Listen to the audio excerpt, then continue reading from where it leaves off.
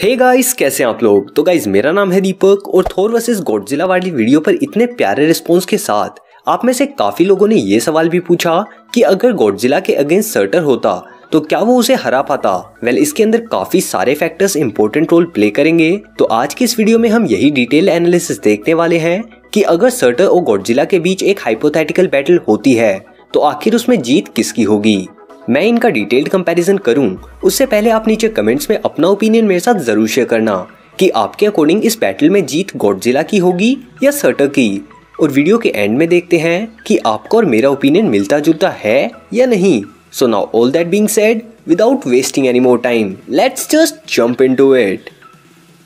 तो Marvel cinematic universe में shorter को मुस्फेल्हाइम का रूलर दिखाया गया है। इसकी मेजर फीट्स में इंक्लूडेड है producing the Hellfire and the Twilight sword, वही स्वॉर्ड जिसकी मदद से सर्टर ने एस्गार्ड को डिस्ट्रॉय किया था। I seriously have a question, Asgard को खत्म किया उस वक्त हेला का क्या हुआ? वो मरी या फिर वहां से भाग गई? इस बात के बारे में तो मैं इस वीडियो के अंदर डिस्कशन कर चुका हूँ, बट इसके बाद आखिर सर्टर का क्या हुआ होगा? What do you guys think कि सर्टर हमें एमसीयू की आने वाली मूवीज के अंदर दिखेगा या नहीं?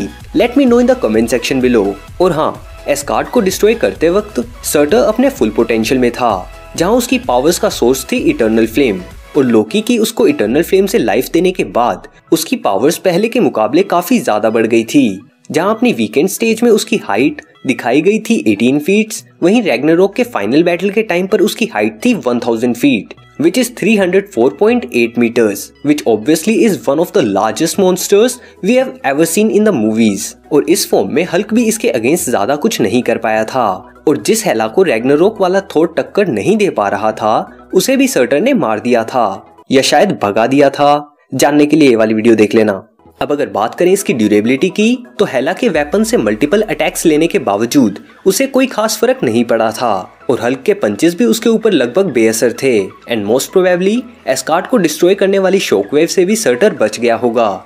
सर्टर की स्वॉर्ड की पावर्स इन सीन से हमें पता चल ही रही हैं, तो ये कहना गलत नहीं होगा कि गॉडजिला के अगेंस्ट ये स्वॉर्ड उसे एक मेजर एडवांटेज देने वाली है। तो यहीं अगर बात करें गॉडजिला की, तो मॉन्स्टरवर्स के मॉन्स्टर्स का किंग माना जाने वाला गॉडजिला एक एंशिएंट टाइटन है, जो कि अर्थ पर मिलियंस ऑफ ईयर्स से मौजूद है और अर्थ की रेडिएशंस पर फीड करता है।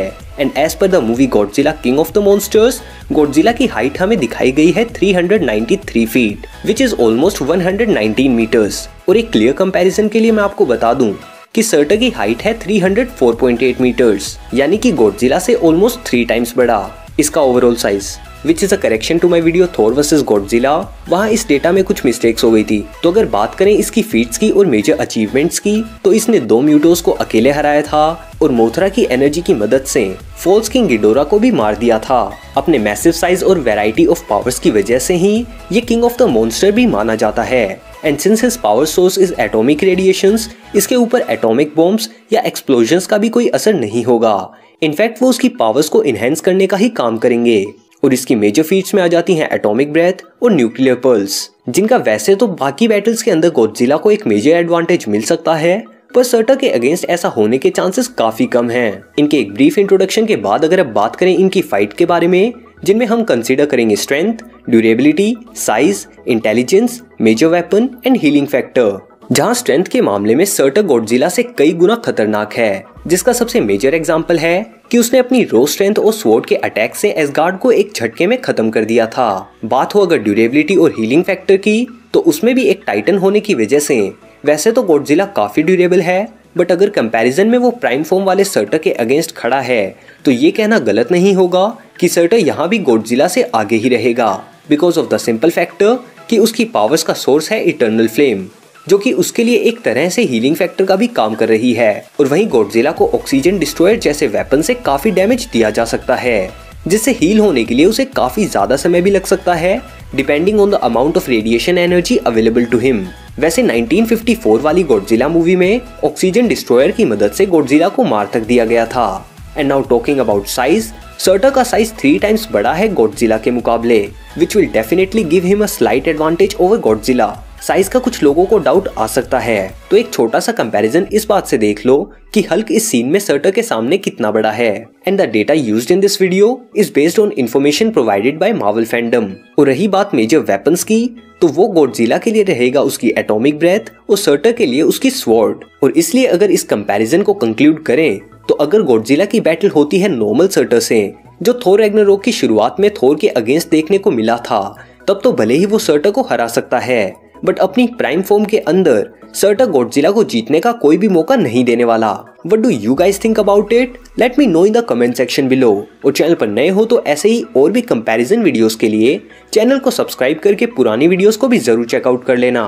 बाय द वे, ये वीडियो पब्लिश करने से पहले मैंने एक छोटा सा पोल भी रखवाया था अपने टेलीग्राम ग्रुप के अंदर, जहां पर मैंने ऑडियंस से पूछा था कि उनके अकॉर्डिंग सर्टर जीतेगा या फिर गॉडजिला। तो उस पोल का रिजल्ट कुछ ये रहा था। तो अगर आप भी ऐसे छोटे मोटे पोल्स के अंदर पार्टिसिपेट करना चाहते हैं तो मैं नीचे डिस्क्रिप्शन के अंदर टेलीग्राम चैनल की लिंक प्रोवाइड कर दूंगा, आप चाहें तो वो चैनल ज्वाइन कर सकते हैं। गॉडजिला की एटॉमिक ब्रेथ के पीछे की साइंस के बारे में जानने के लिए ऊपर वाली और थोर और गॉडजिला के बीच एक एपिक कंपैरिजन देखने के लिए नीचे वाली वीडियो पर क्लिक करें। तो गाइस, इस वीडियो के लिए इतना ही। मैं मिलता हूँ आपसे अगली वीडियो में। Until then, be dynamic and don't fear to do what you love. Peace.